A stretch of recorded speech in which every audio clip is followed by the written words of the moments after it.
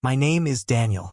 I'm 26 and live in a rented studio above an old bakery in a quiet corner of Asheville, North Carolina. People say it's a city for artists and wanderers, but for me, it's just another place where I do what I know, electrical repair. I'm not remarkable. I drive a beat-up red van that smells like solder and cold coffee. Every morning starts the same. Reheated eggs, one boot on while I check the work orders on my phone, and then out the door, toolbox in hand. Friends? I had a few. College roommates, old job site buddies. But they've scattered, married, started families, moved to cities with shinier promises. I've stayed. Not because I'm stuck. Because I have one goal that makes all the difference. Opening my own honest, no-nonsense repair shop. Nothing huge. Just a place where the work is clean, the quotes are fair, and the lights stay on. That dream kept me warm on mornings when my fingers went numb crawling beneath drafty old basements. That morning was one of those. I had just replaced a broken relay panel in a damp crawl space beneath a 1950s duplex near downtown. I was on my way home when dispatch called. A new request. Not urgent, but same-day preferred. A house in Biltmore Forest. The name alone made me glance twice. That's not where folks call guys like me. They hire companies with polished vans and logoed polos. I typed the address into my GPS and started driving. The sky was clear, but a chill hung in the early November air. The trees along the hillsides were shedding amber and crimson leaves like confetti, and the wind through my open window smelled faintly of pine and wood smoke. The neighborhood changed as I entered it. Narrow streets gave way to wide, tree-lined roads. Every home stood behind tall hedges or stone walls. The lawns were manicured like postcards. I slowed when I saw the address. An old Tudor-style house with warm stone walls and charcoal-colored roof tiles. The gate was open, the kind of open that felt intentional. I parked and stepped out, the gravel crunching beneath my boots. No barking dogs, no children, just the wind moving softly through branches. I approached the detached garage tucked behind the house. It was pristine, almost clinical in its symmetry. As I reached for my bag, the side door opened, and a woman stepped out. She was tall, maybe late 50s or early 60s, her salt and pepper hair twisted into a low knot. She wore a wool coat the color of ash and simple brown shoes polished to a dull sheen. No makeup, no jewelry, just a quiet presence that made the air feel still. "You're from the repair service?" she asked, her voice low, deliberate. "Daniel, from Blue Pine Electric. You called about the garage lights." She nodded. "Yes, they flicker every time I open the door. Sometimes they stay off altogether." I nodded, not expecting warmth or thanks. But she wasn't cold either, just measured. She didn't wait for more explanation. She pointed to the switch by the back wall and walked back into the house without another word. Her name, I would learn later, was Celia. She didn't hover like some clients, didn't ask questions. She just left me alone in that spotless garage that smelled faintly of cedar and lavender. 10 minutes into testing, I found the problem. A worn-out motion sensor and a poorly rerouted breaker connection. It would take a bit more than an hour to fix properly. I rolled up my sleeves and got to work, surrounded by quiet. But it wasn't the kind of silence that pushed you away. It was more like the kind that invites you to stay quiet, too. When I flipped the final switch and saw the lights flick on steady and strong, I smiled faintly. Job well done. I turned to go let her know. But before I could knock, the door creaked open.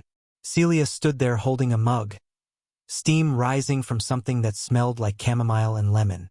"All set," I said. She glanced at the light. "No flickering?" "None." Replaced the sensor, cleaned the contacts. "You're good."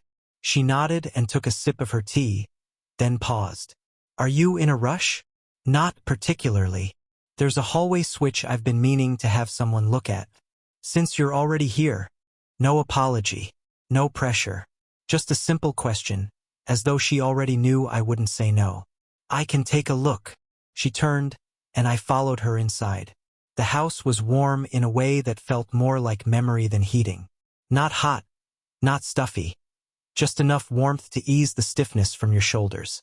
The lighting was soft, yellowish, with no overhead glare. Just table lamps casting diffused pools across polished oak floors. No rugs. No ticking clocks. Just silence. Celia moved through her home like she had lived there for a long time, but without ever settling in completely. The walls held no family photos. Just minimalist art in black frames. Sweeping brushstrokes. Abstract forms. Not a single face. The furniture was modern, but worn at the edges, as if it had weathered more grief than use. "The switch is in the hallway behind the kitchen," she said, without turning around. Her voice was the same. Not cold, not warm, just sure. "I'll take a look," I replied, already feeling something shift inside me. Not nerves, not curiosity. Something quieter, something I hadn't named yet. The hallway was narrow, with closed doors on both sides. I found the faulty switch box at the end. As I pulled out my voltmeter, I noticed Celia standing nearby, just outside one of the doors. She wasn't staring. She wasn't watching me. It was like she was remembering something while looking through me. The switch controlled a line of recessed lighting along the corridor ceiling. A loose connection, maybe corroded. I crouched down, checked the leads, adjusted the junction. While I worked, I finally broke the silence. Looks like the original wiring wasn't grounded properly. Might have been done in a rush. She didn't respond right away. "My husband used to handle these things," she said at last, not quite wistfully. "After he passed, I just left it all. Let things flicker." It was the first time she'd mentioned anyone but herself. I looked up. "I'm sorry," I said softly. She shrugged. "It's been years. The silence doesn't startle me anymore." I tightened the last screw and tested the light. Came on with a soft click, steady, clean. Celia didn't move, but I caught her gaze drift upward, watching the light bloom across the ceiling. Her eyes didn't shine, but something in them changed, like a muscle unclenching. "Thanks," she said. Simple. Final. I packed up slowly, unsure if I should say goodbye or linger another moment. Before I could decide, Celia walked over to the window and stared out at the garden beyond. I followed her gaze. Tall maples, their last leaves blowing lightly across the grass. A stone bench half covered in lichen. A place that had known stillness for a long time. "Has anyone ever told you," she said, not looking at me, "that a house can become so quiet, it makes you feel like you're fading?" The words felt like they had waited for someone to hear them. I gripped the handle of my toolbox. "I think silence is only unbearable if there's no one to share it with." She turned her head just slightly, a breath of a smile brushing her lips. Not amused, not sad, just understood. "So then," she said, "you still have someone to share it with?" I didn't answer. I just smiled the way someone does when the answer is too complicated. A long silence followed, but it didn't feel empty. Felt like company. I left the house not long after. The sun had dipped behind the trees, casting long shadows over the grass. I placed my bag in the van, shut the door, and stood still, staring at the creamy white house framed by bare branches. It wasn't the elegance of the house that stayed with me, or even Celia's quiet presence. It was something else. The way the silence in that house didn't feel like absence. It felt like it had been waiting for someone who could sit beside it without needing to fix it. A few days passed. Then, late one afternoon, as I was finishing a job in West Asheville, a text came through from an unknown number. No name, no greeting, just, "If you're free, could you stop by? A switch in the back room isn't working." I didn't need to guess who it was.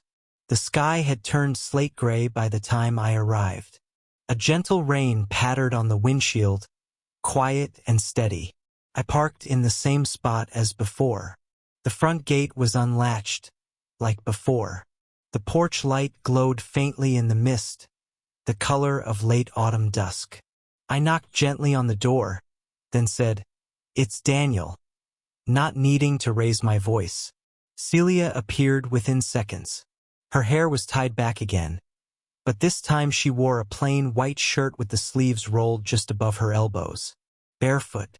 It made her seem more real. More here. You brought tools? She asked. Always. She gave a small nod and motioned with her head. Not the hallway this time. It's in the back. An old room. The light's out, and I didn't dare open it. My eyebrows lifted slightly, not at her words, but at the pause she left before them. I followed as she led me past the kitchen, into a wing of the house I hadn't seen. The hallway here was narrower, the light dimmer.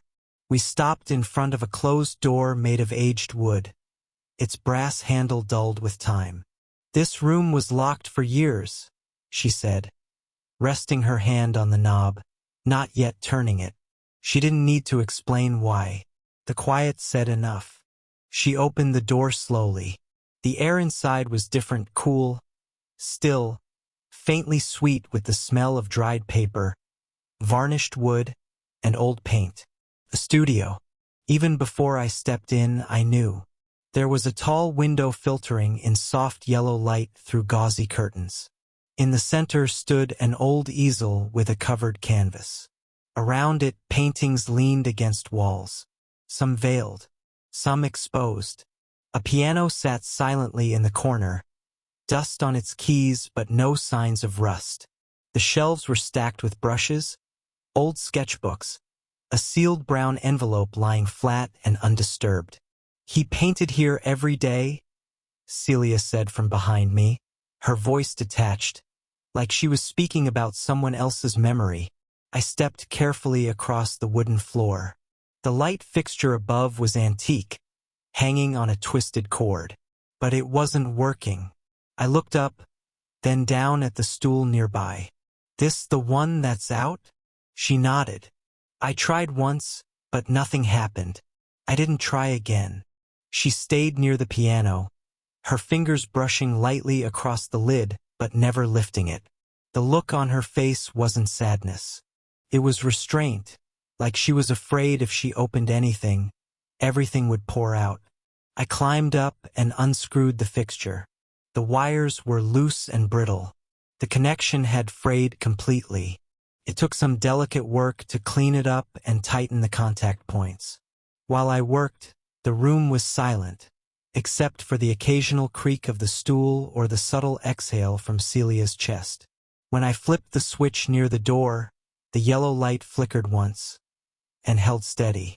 The room glowed, not brightly, not harshly, just enough to turn memory into presence.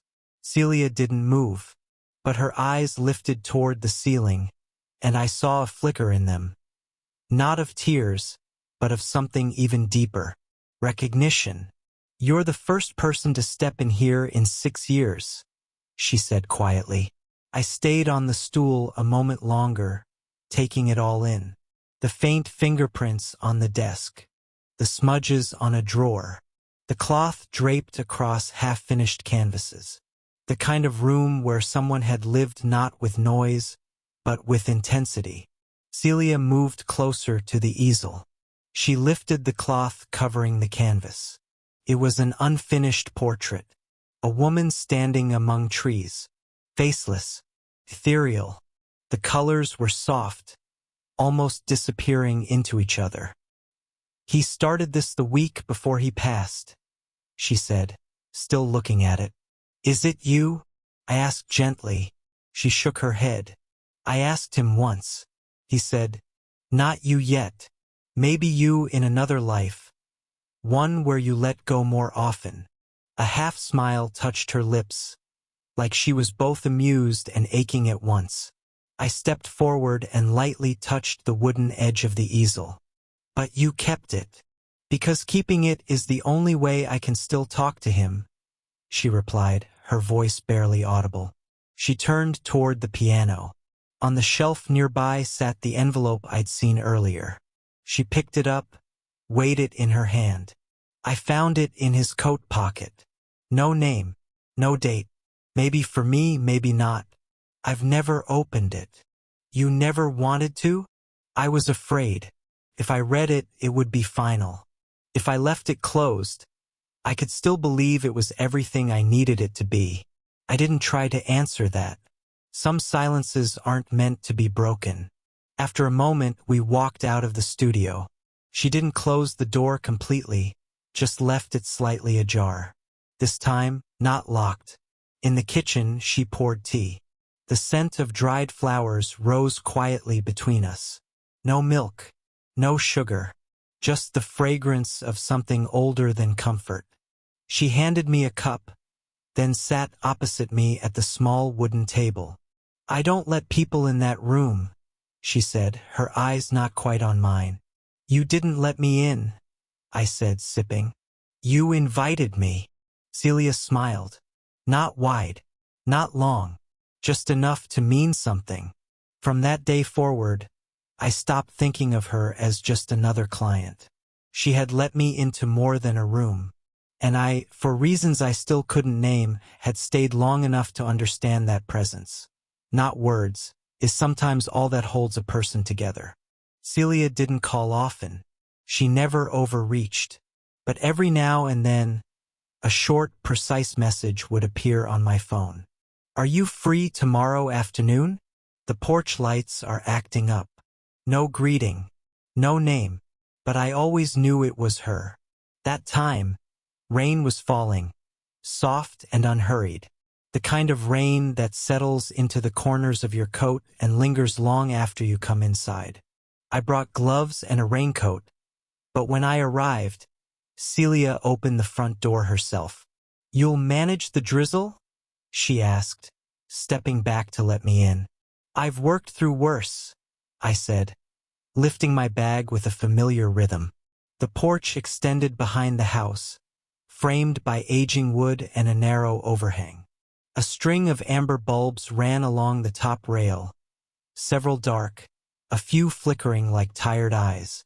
As I worked my way through each socket, Celia sat inside by the window, leafing slowly through a worn paperback. Her reading chair was angled toward the garden, just enough for her to see me if she chose. After a while, she spoke without looking up. "I've sat on that porch every morning since the funeral. Just tea and the sound of leaves." "Like a ritual?" I asked while tightening a connector. "No," she said gently. "Like I'm finishing a part of him, the part that didn't get to grow old." I didn't respond. My throat wouldn't allow it. Some truths just land and stay with you, unwrapped. I stayed longer that day than the job required. When I finished, the rain had nearly stopped. Celia placed 2 cups of tea on the small porch table, one already steeping in front of an empty chair. No words, no invitation, but it was clear that seat was mine. We sat beneath the soft hum of the newly repaired lights, their glow warming the wood beneath our feet. Celia sipped slowly, like each taste was a memory she was trying to hold in place. After a long pause, I asked, "Why do you keep calling me, Celia? You could hire a firm." She looked out into the mist. "Because you fix things, and don't try to fix what isn't broken." I turned the teacup slowly in my hands. "Not every silence needs to be filled." She nodded, the corner of her mouth lifting slightly. "Exactly." From that day forward, it changed. I still came with tools, still worked quietly, but sometimes the tasks were small, bordering on unnecessary. Resetting a fuse that hadn't blown, checking a bulb that only flickered once. And then came a text that simply read, "If you're free, I have tea and an empty afternoon." We never spoke about the frequency of my visits, never labeled anything. She didn't ask about my life and I didn't pry into hers. But she always had the tea steeped just right. And I began to bring pastries from a bakery near the edge of town. She never commented, but she always set out a second plate. Once, she left a brown paper bag by her door. Inside was a gray wool scarf, hand-knitted, a little uneven, and a note. "For the cold days. My hands aren't fast anymore, but the yarn holds." I stood at her front door for a long time that evening, scarf in hand, staring at the empty hallway inside. Something about it broke me open. Not because it was romantic, not even sentimental, but because it was so quiet in its care. That winter, frost lined the rooftops of Asheville. One morning, I came by to check her living room heater. She answered the door slowly, her hand braced against the frame, her face paler than usual. "You all right?" I asked, concern rising. "Just a cold," she said, waving it off. "My body doesn't agree with winter anymore." While I cleaned out the dust from the vents and wiped down the filter, I heard the soft creak of the piano lid opening. Celia didn't play, just sat there, fingers resting on the keys as if remembering what music used to feel like. "I started lessons when I was 7, she murmured. "Do your hands remember?" I asked. She smiled faintly. "They remember, but they're out of practice." "Try," I said gently, like offering her a piece of herself back. She did, slowly, awkwardly, a few hesitant notes, some off-key, some uncertain. But within them, I heard something purer than melody. I heard effort. I heard memory. I heard Celia. I sat beside her and listened, not correcting, not clapping, just present. Later that week, she texted me again. Only this time it wasn't for a repair. "Doctor visit tomorrow. Could you stop by and feed the cat if I'm late?" I blinked at the screen. I hadn't known she had a cat. I replied, "Of course. Same key spot. Under the potted fern. His name's Matisse. He only comes out if the room is quiet enough." I went the next afternoon. The house was as silent as ever. The light filtering through the window was soft and pale, like an unfinished thought. On the kitchen table, a new note. "The cat's name is Matisse. Don't call him. He finds stillness before people." I poured his water, opened the food, sat down and waited. After 10 quiet minutes, Matisse, a cream and orange tabby with large, cautious eyes, stepped softly into the room. He didn't approach, didn't purr, just sat beside me and watched. Like Celia. That evening, when she returned, she saw us both on the porch. She didn't ask why I stayed, just took off her coat and said, "I think I remembered to make tea." "You did," I said. "Or you knew I'd show up." We sat in the deepening dusk. No music, no labels, no complications. "What are we?" I asked softly. Celia poured the tea, eyes on the horizon. "We're something no one else would understand," she said. "And we don't have to explain it." I nodded. "I don't need to name it. I just want to be here." She smiled, not broadly but fully, and I began to understand something. Not all bonds are loud. Not all connections are wrapped in names or titles. Some exist quietly, like a porch light in rain. Steady, subtle, and always glowing when you need them most. I never told anyone about Celia.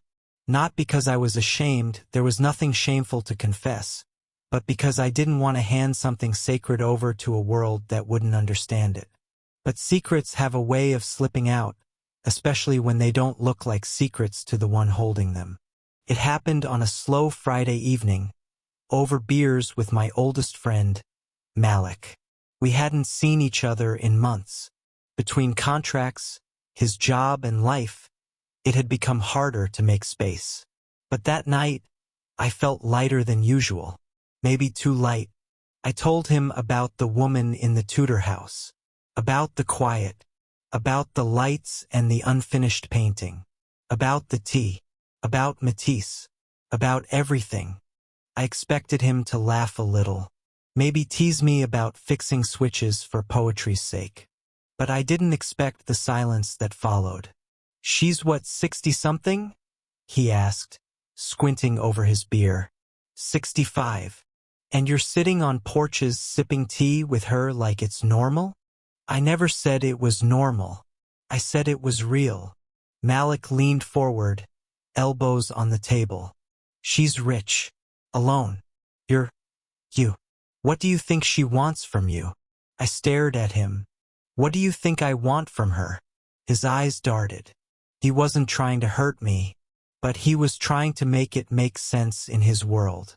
I just don't get it, he said at last. Are you in love with her? Is she in love with you? I don't know, I said truthfully, but I think we're something more honest than that. Malik chuckled. Man, you sound like a poem. You fix wires. She writes silence. The hell kind of movie are you living in? I left shortly after, not in anger, but in a kind of sadness that comes when someone laughs at something you've only just learned to hold. 3 days later, I got a text from a coworker at the shop. Yo, you're going viral. Kinda. He sent me a link to a social media post. Blurry photo, clearly taken from across the street. Me, exiting Celia's front gate.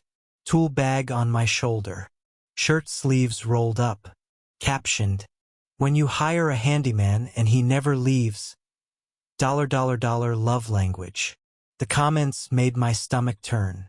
She must be lonely and generous. Home repairs come with benefits now? Dudes clearly fixing more than lights. I wasn't angry. I was hollow, like something private had been touched with dirty hands. I didn't know if Celia had seen the post, but 2 days later she called. I didn't pick up, not because I was avoiding her, but because I didn't know how to look her in the eye without seeing the world's fingerprints on something we'd built with care.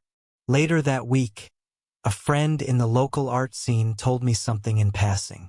She pulled out of that upcoming exhibition. Quietly, no statement, but word is the committee felt her recent affiliations didn't reflect the gallery's values. Affiliations. That was me. Not a scandal. Not a headline. But just enough to disqualify her from her own world. A world that whispered behind curtains and wrote judgment in the margins. And I, her quiet electrician, was the easiest symbol to blame. I stared at my phone for days. Typed messages. Deleted them. I'm sorry. I didn't mean for this to happen. You didn't deserve this. None of it was enough. Then one afternoon a final message came. No greeting. No sign-off. If a little light is enough to blind you, then don't turn back. I don't keep people who are afraid of their own shadow. That was Celia. Precise. Poised. Razor sharp. I read it again and again. And I didn't reply, because she was right. She didn't need someone who left at the first crack of lightning. I returned to my work, but everything felt muted. I rewired panels, replaced fixtures, balanced currents. But my mind stayed tethered to her porch, to her silence, to the faint brush of chamomile and dusk. One Saturday, driving across town, I passed her neighborhood. I didn't plan to stop. I only meant to glance. But the porch light was on. Still that same warm yellow glow. The one she only turned on when night fell early. Parked. Heart pounding. Hands cold. I walked up to the gate. It was unlocked. I knocked. No answer. I walked to the back, past the empty flower beds and the drooping trees. And there she was. Not on the porch, but inside the studio. Sitting on that same wooden chair. Alone. The door was ajar. Inside, under the soft light, was a new painting, still unfinished. A man bent under a ceiling light, his face half-lit, as if caught between shadow and revelation. It was me. You're afraid I'll see you break, I said from the doorway. And I'm afraid I'll break without you, she whispered back. She didn't look at me. Just at the canvas. Why didn't you answer? She asked. I didn't know how to stay, I said, stepping into the room. But I never wanted to leave. She reached for my hand. Not with desperation, but with trust. I don't want someone to protect me, she said. I want someone who won't look away when I'm no longer strong. I nodded, sitting beside her, just far enough to not crowd her. but close enough that she didn't feel alone. The rain began to fall softly, tracing streaks on the window, a quiet rhythm that felt like forgiveness. We didn't speak again that night, but we didn't have to. A few weeks passed, not with grand gestures, not with dramatic returns, but with gentle reappearances, like sunlight returning to a window it used to know. Celia texted me late one afternoon. "Would you like to come by?" That was all. I arrived just after 4. The air was crisp, the bare branches overhead clattering softly like wind chimes made of bone. She greeted me on the back porch, already seated, a thin envelope resting beside her teacup. I sat across from her, cautious but not afraid. "This isn't goodbye," she said before I could ask. I glanced at the envelope. "I thought it might be," I admitted. She shook her head. "I've seen too many people leave without giving someone the chance to stay." I opened the envelope. It wasn't much, just a check. Modest, but enough to get me started. Enough to build something real. In a city where beginnings are hard and belief even harder. "You've always wanted a shop," she said, pouring the tea. I looked at her. This is from you?" "I call it an investment in light," she said, a small smile playing at the edge of her lips. I laughed softly. "Then I'll name it right." Celia raised an eyebrow. "What will you call it?" I met her eyes and said, "Beacon." She didn't respond immediately, just sipped her tea, then whispered, "Yes, that's good." The shop opened the following spring. A narrow building with a white front, tucked between a used bookshop and an old tailor's storefront near the edge of Asheville's historic district. No digital signs, no flashing ads, just a clean black-lettered word over the door, Beacon. Inside, the light was always warm, always even. Every fixture tested by my hands, every switch flipped like a vow. I never told my customers about Celia. I didn't hang photos. I didn't explain where the seed money came from. But every time I saw a porch light turn on across the city, every time a hallway flickered to life again, I thought of her. Of how she sat in silence but taught me how to stay. Of how she gave more than she ever admitted. And I kept visiting. Once a week. Same day. Same time. Sometimes for tea. Sometimes for nothing. She never called it anything. Neither did I. We just were. She still sat in the same chair by the back window. Matisse still wandered the house like he owned it, judging us both equally. Sometimes she'd play a few notes on the piano. Sometimes I'd bring her a bulb to replace, even if nothing was broken. Once someone asked me point blank what Celia was to me. I didn't stumble. I didn't explain. I just said, "She's someone who saw the light in me before I ever turned it on."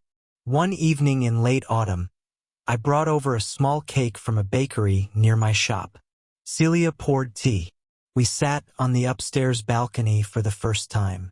From there, you could see the tops of houses down the winding street.